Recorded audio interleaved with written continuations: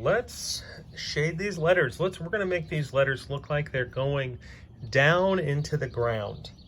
And this is probably gonna be one of the hardest parts because you have to kind of know where to put these lines. And if you decided to do a different word, you can do it. You can do a different word. But it's going to be a little bit more difficult because you're going to have to really know where to go with these lines. So we want to make the letters look like they're going down into the ground. And to do this, we have to look at the corners of the letters. So all of these corners, these little corners all around the letters, and we're going to draw lines that go down from these corners, except we're only going to draw the ones that we can see. It's like this one right here is actually covered up by the ground here, so we can't see a line going down. This one we can see a line going down. So what we do is we just go to our dot and then we try to make it go kind of straight down, and it's going to make it look like it's going down into the ground. But we can only do the ones where we can actually see it.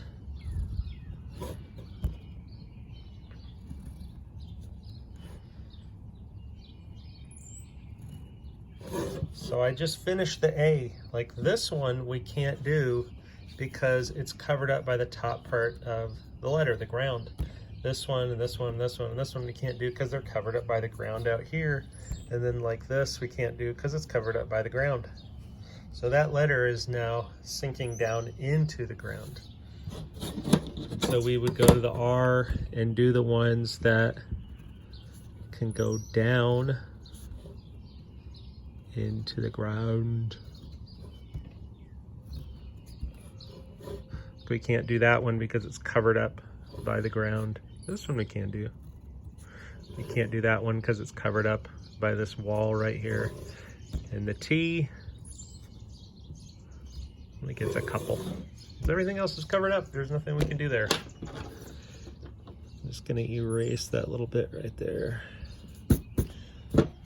So as you are getting ready to shade here, you have to make a choice, left or right. Which one's gonna be light, which one's gonna be dark. I am going to decide, and it changes a little bit, So you basically have times where you can see the side wall and times where you can see a back wall. Side wall, back wall. Even though it's in the front, it's like lines up with that back wall. Side wall. So I'm gonna put X's on these walls that we're gonna call back walls. And then this kind of funky one, this is kind of a side wall, so we're gonna make that, but it's kind of a back wall too, so we're gonna call it a back wall. Could set an angle. So these are all the back walls, the ones with the X's. And those you could shade darker.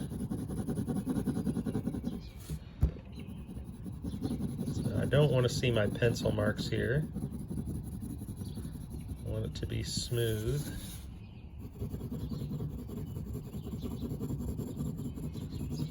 X kind of got covered up a little bit. You can see it kind of disappearing.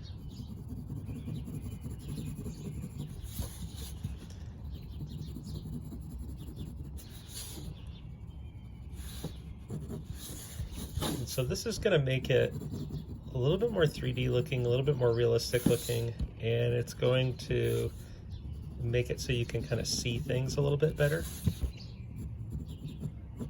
So this is getting shadow there. This one's gonna get that dark shadow because it's got the X. It's a back wall.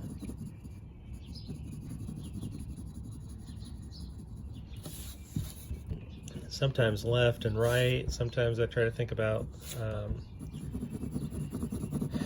doing it light and dark, and it's really hard to kind of make sure that we're talking and thinking about the same thing. So we're attempting this time to go with back wall and side walls. So those are the only two walls that we would consider back walls on the A. And then these three are side walls. And you can shade those lighter so they're still dark,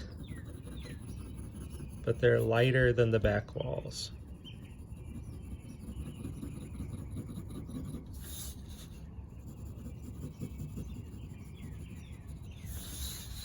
And I'll do this last one here.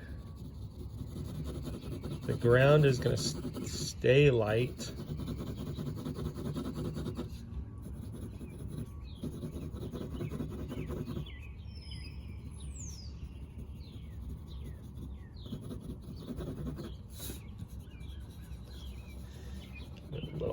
Little tiny little smudgy smudge there.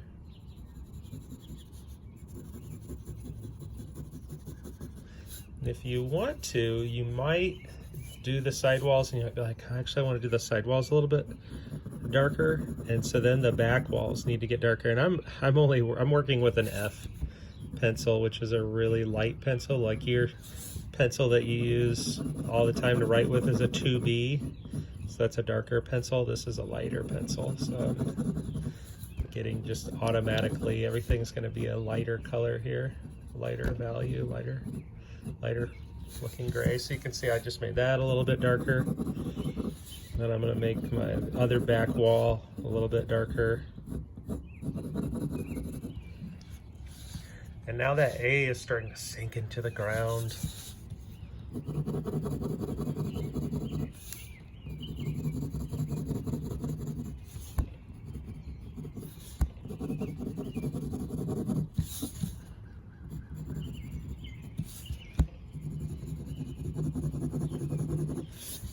Tend to turn my paper so my hand's always where I want it to be, and it's always, I can easily go in the direction I want it to go in. So there's my A sinking down into the ground. Now if I had made all these dots, those dots wouldn't be there, kind of messing up my three-dimensional quality here. So I could erase them a little bit if I want to, and kind of shade that area back if I want to, just a little bit. But the important thing as you move forward, your back walls you're going to shade dark, and the side walls you're going to shade them, but shade them a little bit lighter. You don't want them to exit, you don't want them to be the same value as the ground, because the ground is our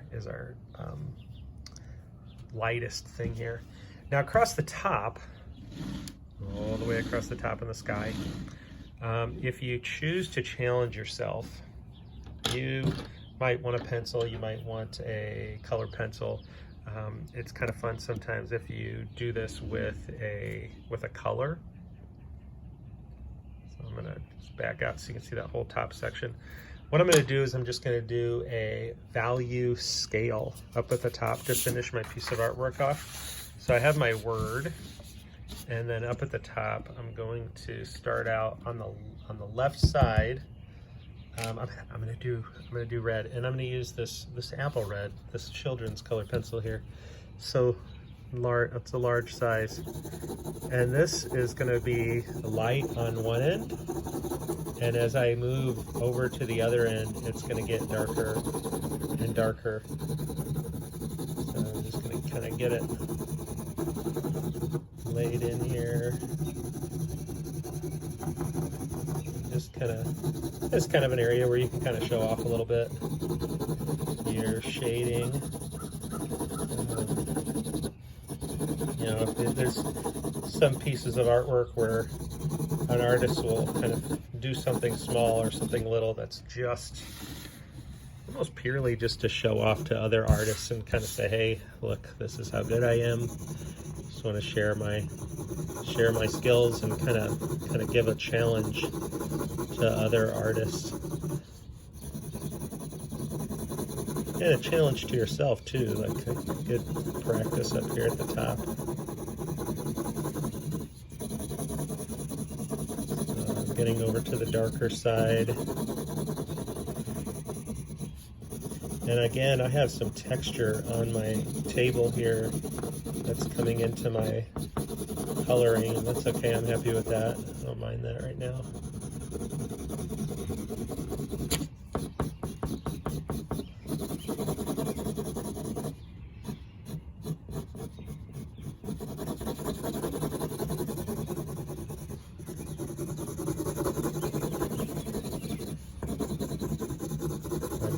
wondering right now if you drew those letters at the top of your paper like I did for the video, or if you left them off. Kind of get covered up here. So we got our lightest over here, getting darker and darker over here. Again, I'm just working on printer paper, so this is, if you have a stronger drawing paper, it's going to be a little bit easier. Got to be careful not to have it bend. So as you color the edge, try to color off the paper rather than coloring this way also, which will make that side of the paper kind of bend up.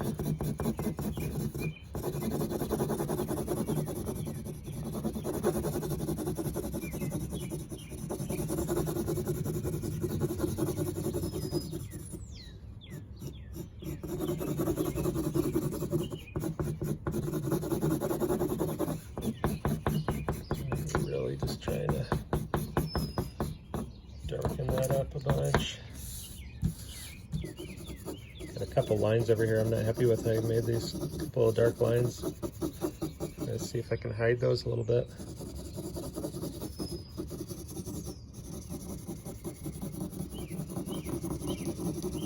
Just I had a sharp edge on my color pencil that made those dark lines.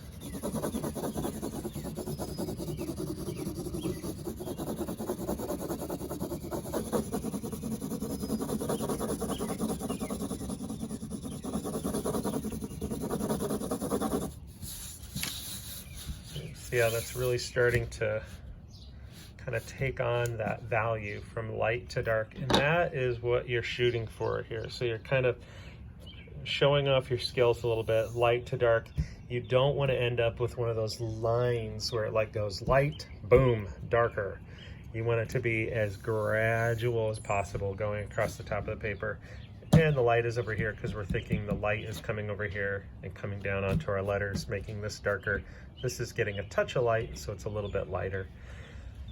Cannot wait to see your drawings. That was a long video. I hope you're creating something great at your home.